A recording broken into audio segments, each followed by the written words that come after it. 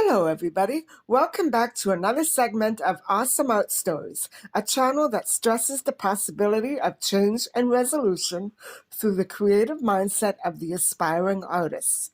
This is Awesome Art Stories' special holiday edition of 2020. Hope you're all staying safe and strong. For today's art history topic, we will go back centuries across various universal religions and eras where mother and child in sculpture was a consistent central theme, which represented the essential vitality of fertility and its surrounding rituals. Without the luxuries of genetic engineering and the ultrasound, motherhood lacked the comforts and joys Nativity brings today. Despite existing cultural differences, one thing is clear in today's review. Motherhood remains a fascinating key aspect of every society. There is no doubt that motherhood in any past era was complicated and unpredictable. For starters, it was rare that both mother and child survived a long and healthy life. Additionally, at various times, families had as many children as possible, so their names would survive and ensure inheritance. This timeless goal is why well-off families relied on wet nurses for infant feeding and care. This impersonal custom helped moms remain as fertile as possible between births and provided necessary infant care should any medical woes fall to the mother. Whatever the case, the Mediterranean Christian Western manger story with which we identify traditional nativity no longer dictates the scope of this theme, although its early iconographic New Testament representations may have begun there. An obsession with motherhood is much older than Mary, Joseph, and Christ, and is still a universal craze, with no foreseeable boundaries or limitations. What are your own thoughts and experiences on motherhood? Comment below. By the way, I have linked the pages to these works of art in the description box below. Moving on. Prehistory, Tlatilco culture, Valley of Mexico, 12th to 9th century B.C.E. Mexican culture is one of the oldest in the universe and is divided by many diverse subcultures. The Tlatilco culture, 1250 to 800 BCE, was based on earlier Olmec and pre-Olmec civilizations that existed from 2500 BCE and coexisted with the Tlatilco to about 400 BCE. Ceramics expressed complex migration patterns, specialized occupations, and formal social structures. The main cores of life were Tlatilco and Tlapacoya.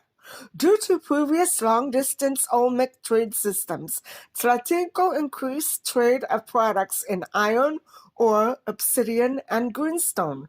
This figurine depicts swaddling, which produces cranial deformities, despite an intent to protect newborns. Many figurines excavated at Valley of Mexico sites do depict cranial deformities. Due to highly ritualized and practical functions of artifacts, motherhood was essential and central to this culture. The figurine was typical of the 1250 to 1000 BCE Ayotla phase of Tlatilco culture. New Kingdom, mid-18th Dynasty Egypt, 1435 to 1380 BCE. This bottle vessel depicts a kneeling woman nursing baby in lap. Such figure vases derive from 40 years from the end of Thutmose III to Amenhotep III's reign. The potter's craft includes molding, and the bottle is covered with a burnished reddish-brown wash to conceal the clay joins. This decorous bottle is of a group of pottery containers or figure vases, which includes vessels in the form of either women carrying baskets and playing instruments, or in zoomorphic form. Late Dynastic Egypt, 664 to 31 BCE. The bronze figure shows family deities, baby Horus, in the arms of his mother, Isis. Motherhood in late dynastic Egypt held the utmost important rank in society.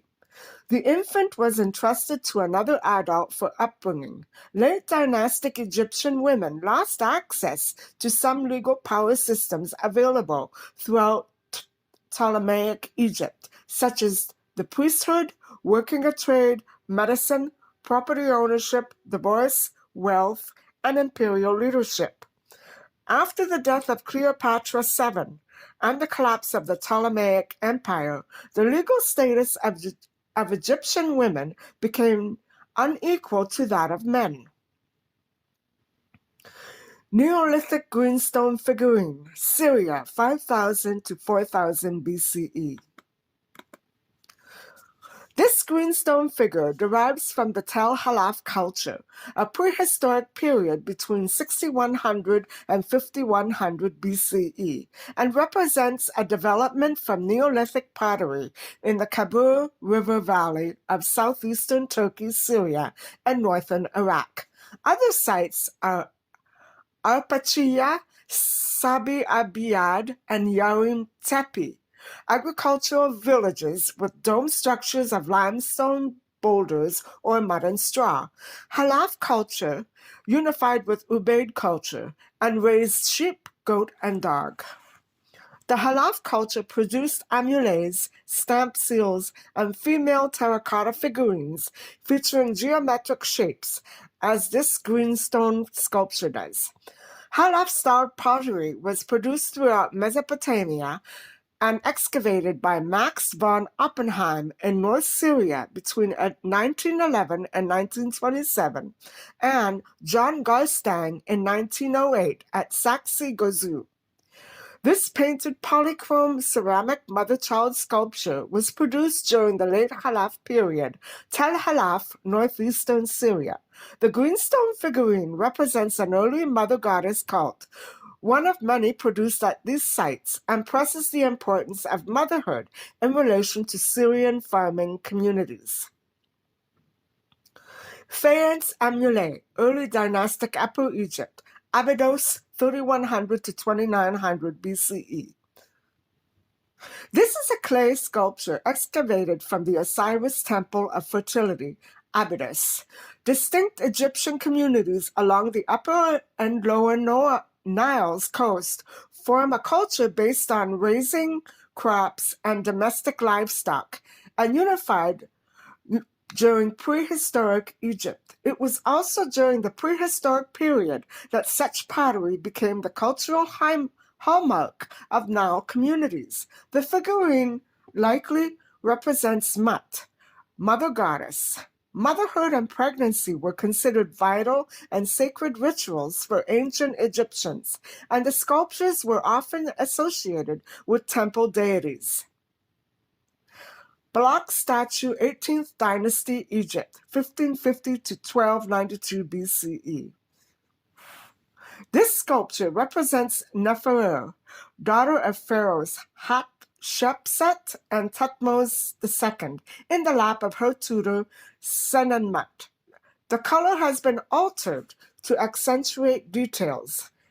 Neferu, tutored by Hatshepsut's advisors, represents a custom that evolved and stuck during later eras throughout the world, where infants were placed in the care of responsible adults.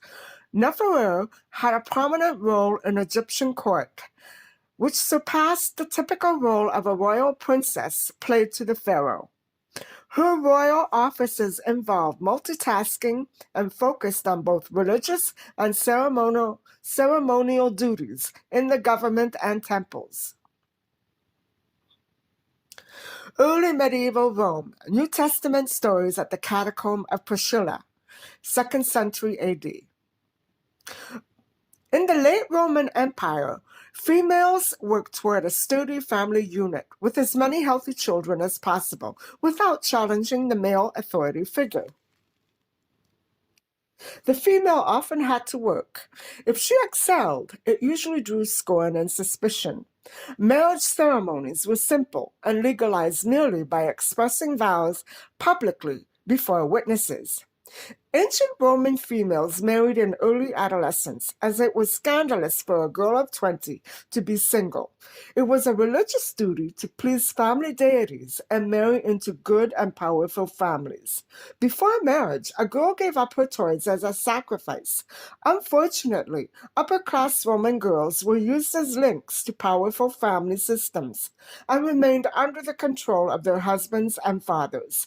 Children were betrothed at 7, then an appropriate age to be engaged. The male child placed a betrothal ring on a girl's left middle finger because it marked the nerve that connected the hand to the heart.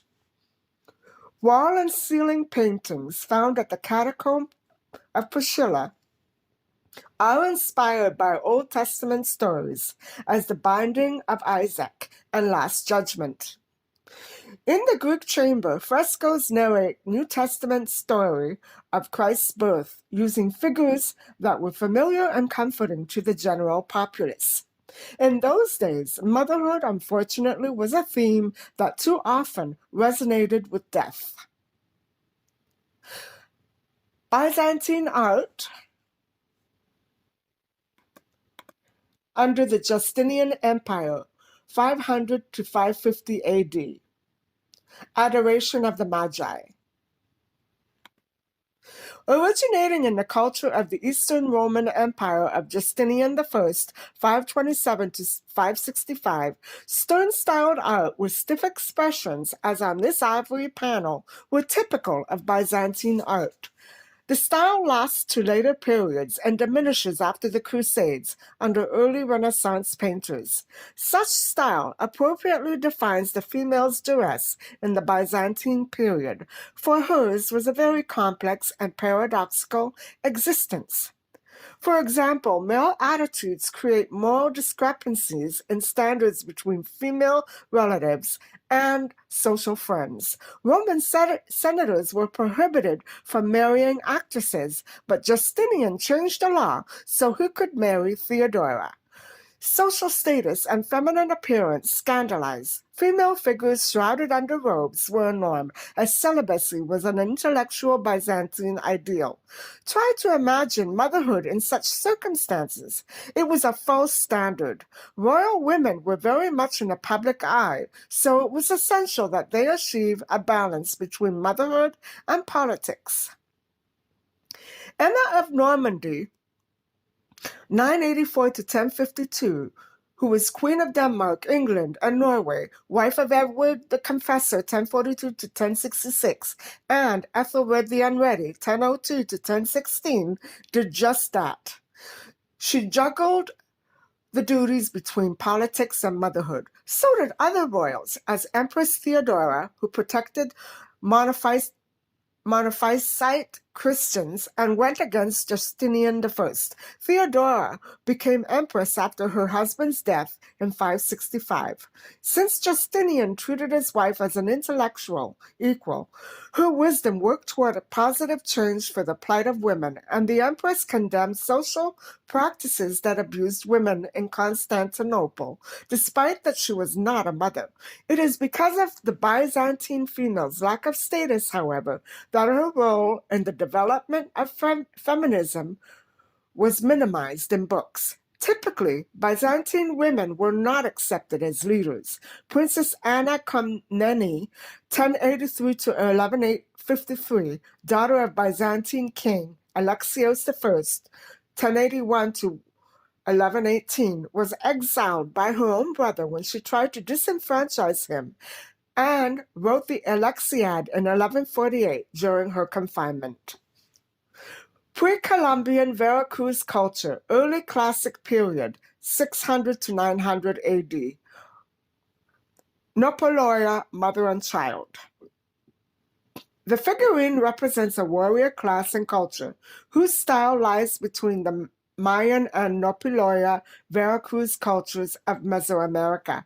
This Nopoloya piece is large, with aggressive features and little color other than white or blue details. Mother and child have similar features, as slanted eyes, prominent nose and lips, round chin, swollen cheeks.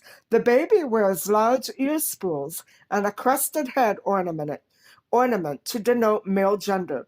Mother wears a stately headdress with linear motifs. The decorative headgear is typical of the Nopiloya warrior and indicates the highly ritualized ceremony of childbearing.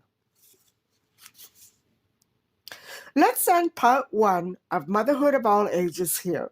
Hope you've enjoyed this special holiday edition of Awesome Art Stories. The main point that comes to mind is that motherhood was a key element of all early societies, especially of warrior tribes as Tlatilco, or agricultural societies such as Tel Halaf. Imagine a Greek Byzantine female, even of royal stature, presented with a choice to bear a child over a professional vocation. Such choice was virtually unheard of. Stories like Neferu's, Emma's, and Princess Anna's speak volumes about childbearing and family structures in past centuries. The importance of childbearing in these periods can be a steady reminder of how important it is to support values that are close to the human heart and strongly oppose and reject dubious propaganda systems like politics that try to fool society into believing that options are limited. What sort of impact will such propaganda have on future generations? Eventually, and soon, it will wipe out the world's entire population. Let's take the pro-life debate into careful consideration. Sure, it is hip and modern to have the right to do what one wants with his or her own body, but somewhere down the line, the decision to break away from pro-choice values will ultimately end up allotting such power to corrupt groups who do not have our best interests at heart. Ontario is presently passing a bill that enables hospitals, and not you, a right to perhaps falsify documents and decide if you should live or die. These are not political or religious or medical issues, but legal issues that pertain to our constitutional rights. It is of utmost importance to save what we can of freedom as we know it today. Hope you found this discussion on motherhood informative and interesting.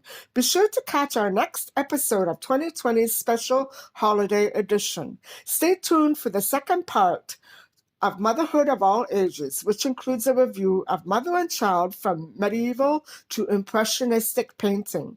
Please remember to like and subscribe. Thank you. Bye for now.